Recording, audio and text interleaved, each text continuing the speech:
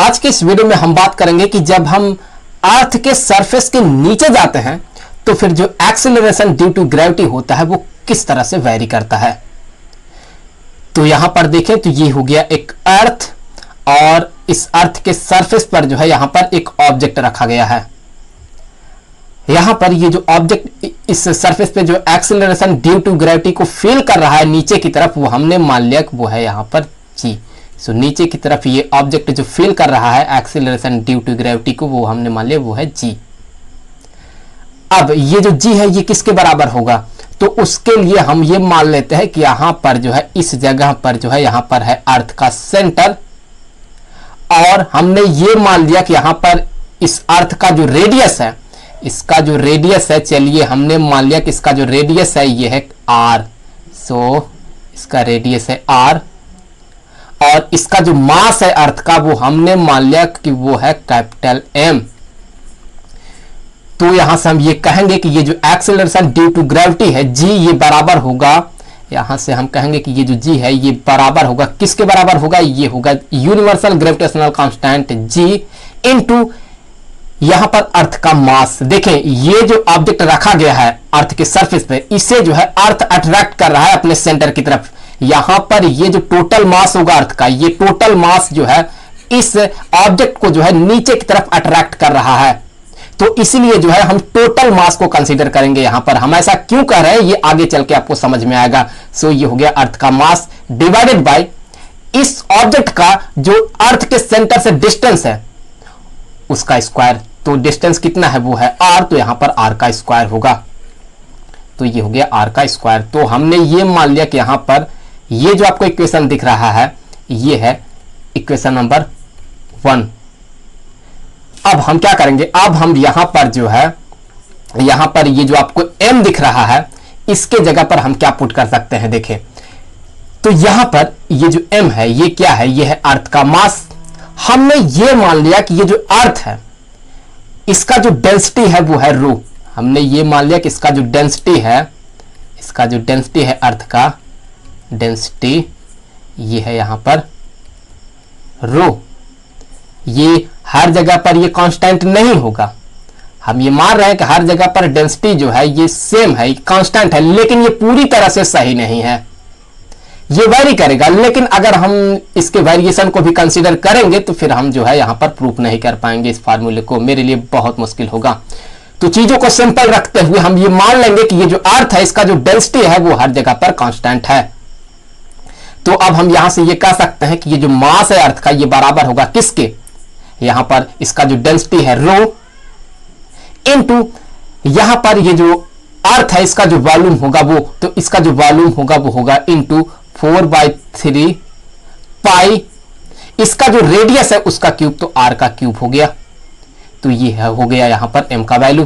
तो यहां से हम m के जगह पर, इस m के जगह पर जो है हम ये वाला वैल्यू सब्स्टिट्यूट करेंगे।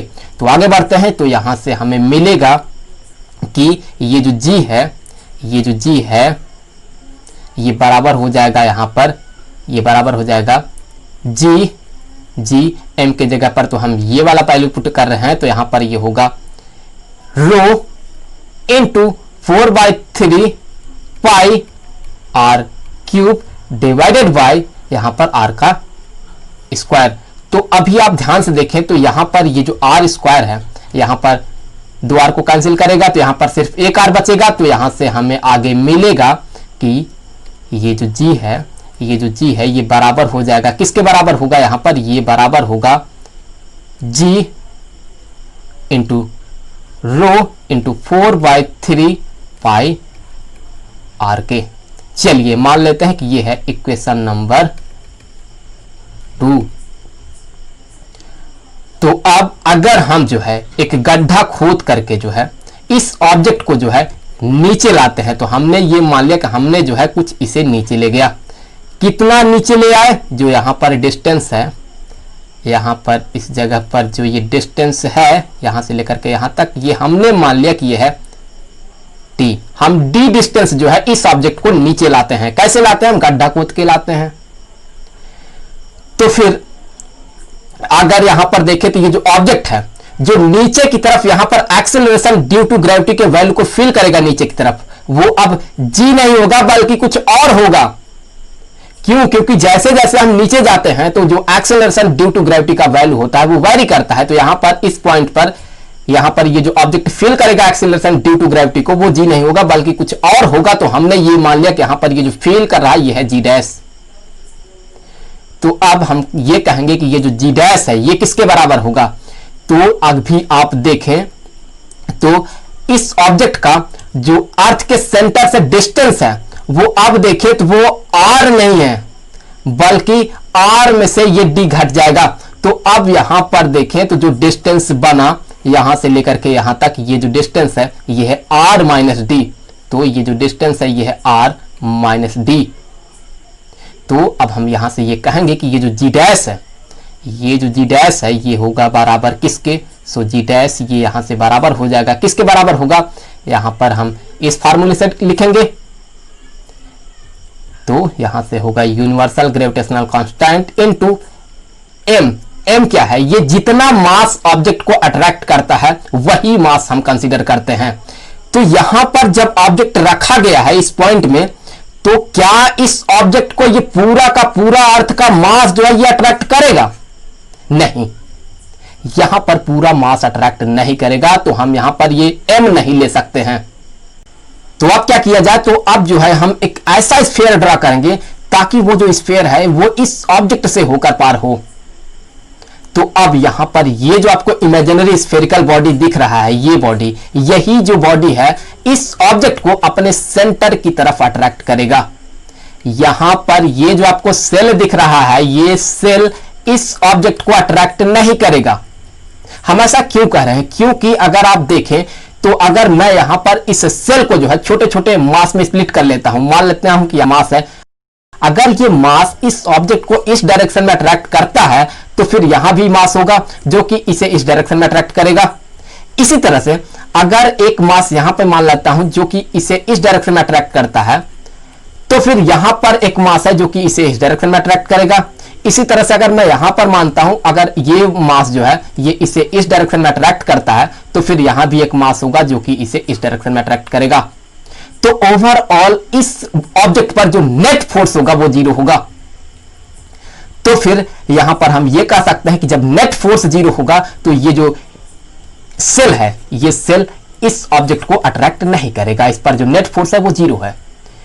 तो जो भी मास है इस इमेजिनरी स्फेरिकल बॉडी में, इसमें यही मास जो है इस ऑब्जेक्ट को अपने सेंटर की तरफ अट्रैक्ट कर रहा है। तो चलिए हमने ये मान लिया कि ये जो इमेजिनरी स्फेरिकल बॉडी आपको दिख रहा है इसका जो मास है ये है एम डैश। सो इसका जो मास है ये है एम डैश। तो ये जो एम डैश है ये किसके बराबर होगा? देखें तो ये बराबर होगा किसके बराबर होगा? ये बराबर हो जाएगा यहां पर, ये बराबर होगा यहां पर डेंसिटी, जो कि इसका डेंसिटी है, हर जगह पर डेंसिटी सेम है तो यहां पर डेंसिटी इनटू ये जो स्फेरिकल बॉडी है इमेजिनरी स्फेरिकल बॉडी, इसका जो वॉल्यूम है वो, तो इसका वॉल्यूम कितना होगा? इसका वॉल्यूम होगा 4/3 पाई, इसका जो रेडियस है उसका क्यूब, तो इसका रेडियस ये है तो इसका क्यूब होगा, तो यहां पर हो गया r माइनस डी का क्यूब। तो इससे आगे हम ये कहेंगे कि यहां पर ये मास कितना बना? ये है एम डैश। आगे हम एम डैश के जगह पर ये वैल्यू सब्स्टिट्यूट करेंगे तो एम डैश डिवाइडेड बाय यहां पर इस ऑब्जेक्ट का जो है यहां से सेंटर से जितना डिस्टेंस है उसका स्क्वायर, तो वो है r माइनस डी। तो यहां पर ये हो गया r माइनस डी का स्क्वायर। अगर मैं इसे मानता हूं कि यह है इक्वेशन नंबर 3, तो अब हम क्या करेंगे? एम डैश के जगह पर हम जो है ये वैल्यू सब्स्टिट्यूट कर देंगे। तो यहां से हमें आगे मिलेगा कि जी डैश, ये जो जी डैश है ये बराबर हो जाएगा यहां पर universal gravitational constant M dash के जगह पर तो हम इसे रखेंगे तो ये हो जाएगा रो इंटू 4/3 पाई फिर r माइनस डी का पावर 3 डिवाइडेड बाय यहां पर r माइनस डी का स्क्वायर। तो अब यहां पर देखें तो यहां पर ये कैंसिल कर देगा, यहां पर सिर्फ अब एक r माइनस डी बचेगा। तो यहां पर हम आगे लिखेंगे कि जो जी डैश है, यहाँ पर ये जो जी डैश है ये बराबर हो जाएगा, किसके बराबर हो जाएगा, ये बराबर हो जाएगा अब जी रो 4/3 पाई आर माइनस डी। हम क्या करते हैं कि हम इसे मान लेते हैं कि यह है इक्वेशन नंबर 4। चलिए ये हो गया इक्वेशन नंबर 4। अब हमें क्या करना है आगे, हमें करना यह है कि जी डैश और ये जो आपको जी दिख रहा है इन दोनों का रेशियो पता करना है। हम ऐसा क्यों कर रहे हैं, हम ऐसा इसलिए कर रहे हैं, हमें जो है जी डैश को जी के साथ कंपेयर करना है। तो अब जो है हम जी डैश बाई जी पता करेंगे, हम इन दोनों का रेशियो पता करेंगे। तो हम इसके लिए क्या करेंगे, हम इसके लिए इक्वेशन नंबर 4 को डिवाइड करेंगे इक्वेशन नंबर 2 से। तो डिवाइडिंग इक्वेशन 4 बाय इक्वेशन 2। तो इससे आगे जो है हमें आगे मिलेगा कि जी डैश बाई जी ये बराबर हो जाएगा यहाँ पर। तो जी डैश के जगह पर जो है हम ये वैल्यू रखेंगे, ये वाला वैल्यू। तो यहाँ पर ये हो जाएगा जी इंटू रो इंटू 4/3 पाई ब्रैकेट में आर माइनस टी, फिर डिवाइडेड बाय यहां पर हम अब g के जगह पर जो है हम ये वैल्यू रखेंगे। तो यहां पर ये होगा g rho into 4/3 pi R. तो यहां से देखें तो काफी टर्म कट जाएगा। यहां पर ये जो g है इस g से कैंसिल हो गया, रो जो है यहां पर इस रो से कैंसिल हो गया, 4/3 इससे कैंसिल हो गया 4/3 से, और पाई जो है पाई से कैंसिल हो गया। तो आगे हमें क्या मिला, आगे हमें यहां से मिला कि ये बराबर हो जाएगा r minus d divided by r के। तो फिर यहां से हम ये कह सकते हैं कि जी डैश ये बराबर होगा यहां पर g और फिर ब्रैकेट में r minus d divided by r के। तो जब हम यहां पर r को r के साथ डिवाइड करेंगे, फिर d को r के साथ डिवाइड करेंगे, तो ये बन जाएगा क्या, ये बन जाएगा यहां पर 1 माइनस डी बाई आर के। तो ये हो गया रिक्वायर्ड फार्मूला। तो यहां पर ये जो फार्मूला है ये क्या बताता है हमें देखें। तो अगर आप ध्यान से देखें तो ये जो d है, ये d जब बढ़ेगा, मतलब ये है कि जैसे जैसे आप अर्थ के सरफेस के नीचे जाएंगे तो ये जो d है ये बढ़ेगा। तो जैसे ही d बढ़ेगा वैसे ही ये पूरा का पूरा जो ओवरऑल एक्सप्रेशन है ये घट जाएगा, और जैसे ही ये घटेगा वैसे ही जी डैश भी घट जाएगा। तो यहां से हम ये कह सकते हैं कि जब हम अर्थ के सरफेस के नीचे जाते हैं तो जो एक्सेलरेशन ड्यू टू ग्रेविटी का वैल्यू होता है वो घटता चला जाता है। और अगर आप नीचे जाते रहें, मतलब यह है कि आप जो है यहां से इस तरह से नीचे जाते रहेंगे, तो d का जो वैल्यू है वो बढ़ता रहेगा, और बढ़ते बढ़ते जब आप अर्थ के सेंटर पे पहुंच जाएंगे तो इस जगह पर ये जो d है ये किसके बराबर हो जाएगा, वो इस r के बराबर हो जाएगा। तो उस समय सेंटर पे देखें तो जो एक्सेलरेशन ड्यू टू ग्रेविटी का वैल्यू होगा वो किसके बराबर होगा। तो आप यहां पर देखें तो जब अर्थ के सेंटर पे आप पहुंचेंगे तो ये जो d है ये r के बराबर होगा। तो उस केस में ये जो फार्मूला है इसमें हम d के जगह पर r रखेंगे। तो जब हम r रखेंगे तो ये जो r है ये इस r के साथ कैंसिल हो जाएगा। तो यहां पे बचेगा 1, तो 1 माइनस 1 इक्वल टू 0, तो g इंटू 0 इक्वल टू 0। तो इसका मतलब यह है कि अर्थ के सेंटर पर ये जो g डैश है इसका वैल्यू आएगा 0। तो हमेशा ये ध्यान में रखें कि अर्थ के सेंटर पर ये जो एक्सेलरेशन ड्यू टू ग्रेविटी का वैल्यू होता है वो 0 होता है। तो यहां से हमें ये पता चला कि चाहे हम अर्थ के सरफेस के नीचे जाएं या फिर अर्थ के सरफेस के ऊपर जाएं, जो एक्सेलरेशन ड्यू टू ग्रेविटी का वैल्यू होता है वो घटता चला जाता है। और सबसे ज्यादा जो एक्सेलरेशन ड्यू टू ग्रेविटी का वैल्यू होता है वो अर्थ के सरफेस पे होता है। तो इस वीडियो में इतना ही।